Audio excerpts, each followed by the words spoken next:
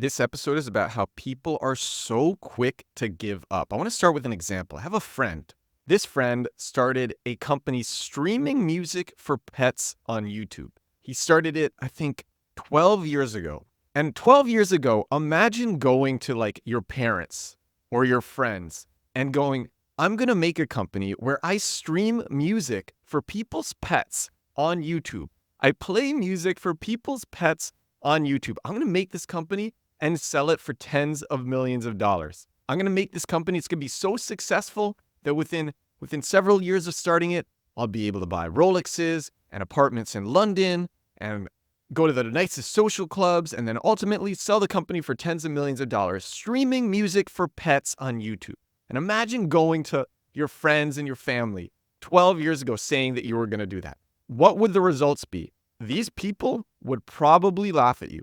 Maybe you have great parents and great friends. Hopefully they wouldn't laugh at you. But like the average person 12 years ago, that would be so far out of anybody's reality that they would be like, all right, good luck with that. And this person, my friend, did this. Of course he did this. That's why I'm telling the story. This person started this company. I'm not going to say the person or the company because I don't know if he would want me sharing that he sold it for tens of millions of dollars, but I'm going to try to get him on the podcast to actually talk about it. I met this guy. I was living in Kiev. We were both living in Kiev during lockdowns in Ukraine. We were living in Kiev, Ukraine during lockdowns. And I met him at a cafe because he was admiring my watch. He loves watches and he liked one of the watches that I was wearing.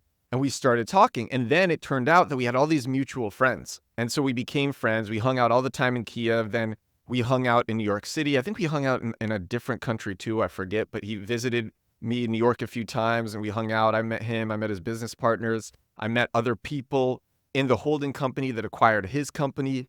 And he's someone who I would say is a good friend. And 12 years ago, he started a company streaming music for pets on YouTube. And let me say, it wasn't easy. It wasn't immediate success. It wasn't immediate crazy virality. There was a little bit of success, but he had to keep at it. The dude had to keep going. And I say this because a lot of people, they're always looking for shortcut opportunities. These like get rich quick schemes. So many people are just looking for those and they don't realize that if they just used all the time that they spend looking for shortcuts and instead take the long cut, they'd be better off. And it's something that it took me a while to realize, but I see it from so many other people. I see it from so many others and I'm like, stop, slow down, just pick something and stick with it. It's not often that people get something the first time. In fact, it's very rare. It's so rare getting something the first time that you should just understand that it takes, and this isn't me saying this to you, this is me saying it to the people who I meet who are jumping all over the place trying to find the get rich quick scheme, that if they just picked one thing and stuck with that one thing, anything can be a crazy lucrative opportunity, a crazy monetary opportunity. But oftentimes, it takes a bit of time to figure it out. In fact, way more time than you think. And I saw that from my friend because he kept at it for years, making changes here, optimizing flows here, figuring out content that worked, figuring out content that didn't work, figuring out thumbnails, figuring out titles, figuring out how to actually make money off people, figuring out who to get as sponsors. He didn't take funding either. Something that I like about him is he is trying to start this like no funding movement. He's trying to say like, look what I did.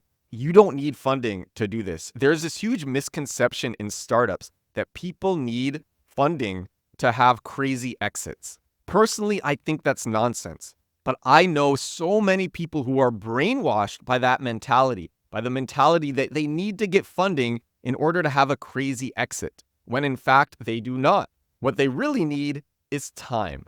They need to have the time to be able to stick with something and figure it out because, like I said, it takes way more time than people think it's going to take. But you do get there. There's a saying, I got the saying, I'm reading this series about Navy SEALs. It's called the Terminalist series. I just got onto book 4 of the series. I've been binging this book. I started when I had a flight to New York a few weeks ago. I was going back to New York, had a long transatlantic flight. I got this book, The Terminalist, because I heard the author on the My First Million podcast. It's an amazing book.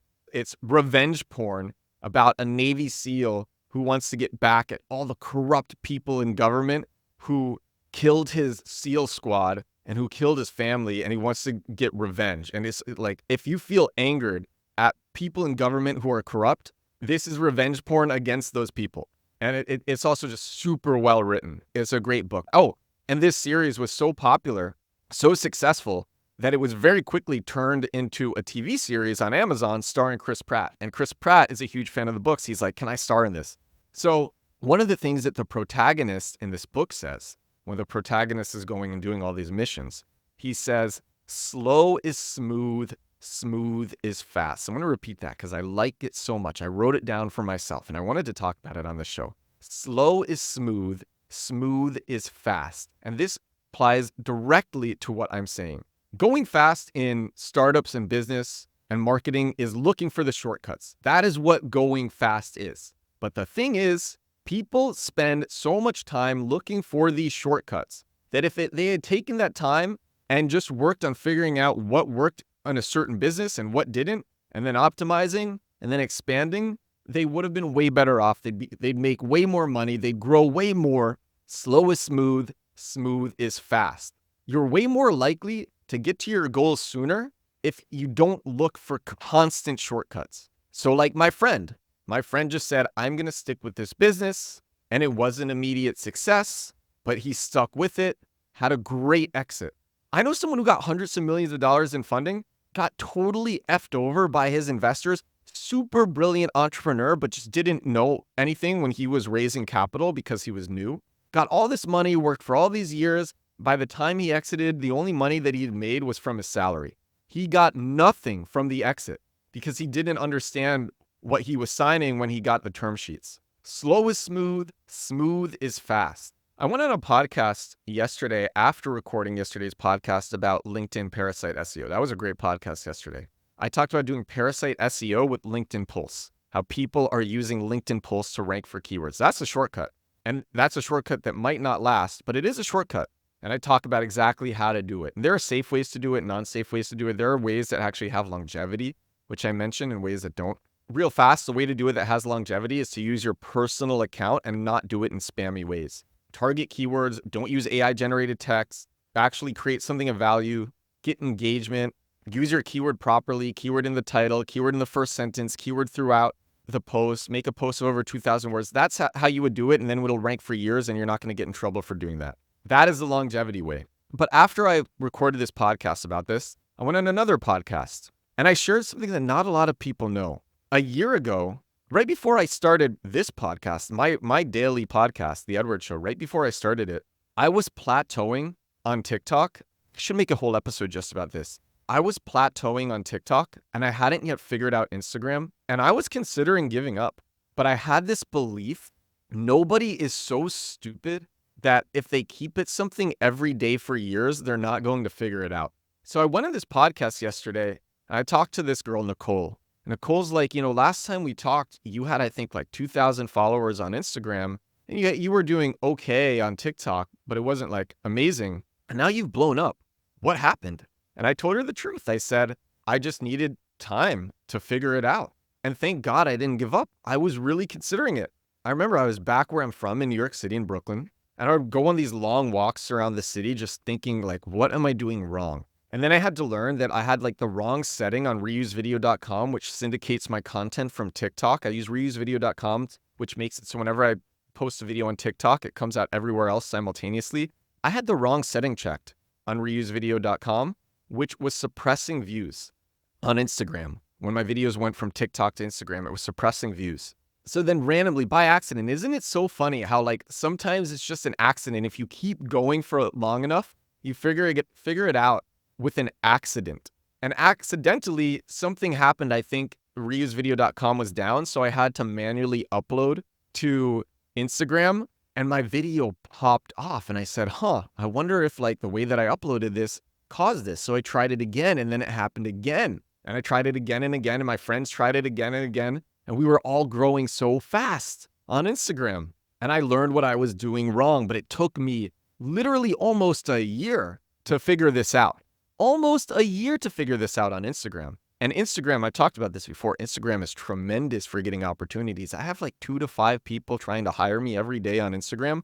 I ignore everyone because I'm not trying to sell my time. I'm making products which can scale and sell. It's just way more fun for me. Lots of people like to have their main business being them selling their time. And if that's you, that's cool. I enjoy helping people and giving people advice. But for me, the most fun thing is just making products that scale and making funnels for those products. That's what's most fun for me. And now I get 2 to 5 people trying to hire me on Instagram every day just through DMs. And I don't respond to anyone anymore because it's not what I'm trying to do, but it is a very lucrative channel. Instagram is a great channel, but it took me time to figure that out. I think the business audience on Instagram is more likely to have money than the business audience on TikTok. Both audiences are great. From my personal experience and the experience of my friends, Instagram is the best audience, but it took me time to figure out the exact way to post on Instagram. By the way, I share that on one of my articles. If you go to edwardstrom.com/articles, it's just my exact social media posting strategy. I share exactly what I learned. There's no you don't have to give your email to read it. It's just step-by-step of how I post. But it took me time to learn this stuff because I just had to stick with it. It always takes longer than you think, but it does happen. Slow is smooth, smooth is fast. Everyone's looking for the shortcut, but the quickest way to your goals is the long cut. And so I want to start the long cut movement. It's something that I'm really passionate about. That's what I wanted to talk about on today's show. I talk about growth hacks all the time, but I just wanted to talk about the long cut. I was thinking about my friend who sold his company for tens of millions of dollars and how it wasn't immediate for him and how it's not immediate for so many others. But it does happen because no one is so dumb that they won't figure it out over time if they just do it every day. So that's the subject of this episode. I hope this was useful for some people. If you're doing something and you're thinking about giving up, don't give up. The one exception, and I've said this before, the one exception is if you have to count on co-founders who are not doing their job. If you have business partners who are not doing their job or putting in the necessary work, start your own thing and then stick with that for years. Expect that it's going to take longer than you think and stick with it for years. Because having co-founders who aren't delivering, I've been there. I think lots of people have been there. It's one of the worst things ever. The thing about doing anything is you can count on yourself to get stuff done, but it's risky needing others to do stuff. It's risky depending on other people. I hate depending on other people. I like to depend on myself because I know lots of people who say that they're going to put in the work and then they don't put in the work. But if I say I'm going to put in the work, I put in the work. You can depend on yourself. You can't depend on other people. I don't care if they're your friends. That actually makes it more dangerous. Working with your friends is really dangerous. A bad idea. Everyone says it's a bad idea. You don't actually learn that it's a bad idea until you do it yourself. It's usually a bad idea. Sometimes it works out. It's usually a bad idea. The thing is, when it works out, you hear the stories and they're praised repeatedly ad nauseum, so you think it's a good idea. But actually, you don't hear about the many times where it doesn't work and it's a bad idea. I'll tell you this, the people who pick things and stick with them for 10 years and do it every day, the odds of that working out are pretty high. Whereas the odds of people starting businesses with their best friends, the odds of that working out, pretty low. If there was a magic formula, it would be pick something, do it by yourself, and commit to it for literally years and years and years. That would be the magic formula. And in 5 years, you'll be way better off than if you spent those 5 years looking for get-rich-quick schemes and shortcuts. So that's what I wanted to share in this episode, something that I'm super passionate about. Take the long cut, and this is episode 372 of my daily digital marketing podcast. This one wasn't so much about digital marketing, but it was something that was on my mind, something that I wanted to share. Thank you so much for watching. Thank you so much for listening. Really, I hope this was useful for a few people. I will talk to you again tomorrow. Bye now.